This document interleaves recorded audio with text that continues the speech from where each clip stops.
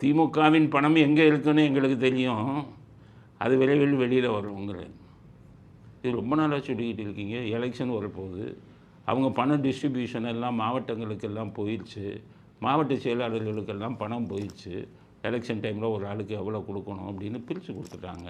இப்போ தான் சொல்கிறீங்க எங்கே இருக்குன்னு தெரியும், அதை எப்படி விரைவில் கைப்பற்றப்படும்னு சொல்கிறீங்களே. கைப்பற்ற போகிறதா இருந்தால் அப்படி ஓப்பனாக சொல்லக்கூடாது. அவங்க ரொம்ப அலர்ட் ஆகிடுவாங்களே, ஜாக்கிரதையாகி பதுக்கி வச்சுருவாங்களே. எவ்வளவு நாளாக விட்டுக்கிட்டு இருக்கீங்க? உலகம் முழுவதும் இருக்குமா அத்தனை பேங்க் டீட்டெயிலும் உங்கள்கிட்ட இருந்தது.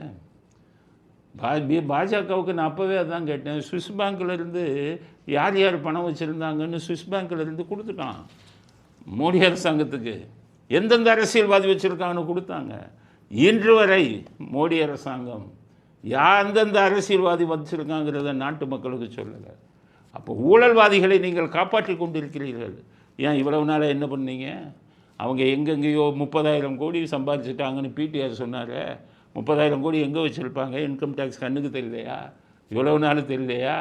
எலெக்ஷனுக்கு 4 மாதம் இருக்கும்போது தான் பேசுகிறீங்களா? அப்படியே இருப்பது தெரிந்தாலும் நீங்கள் அதை வெளியில் சொல்லலாமா? அவங்க போய் பதிக்கிற மாட்டாங்களா? அதைத்தான் சொல்கிறேன்.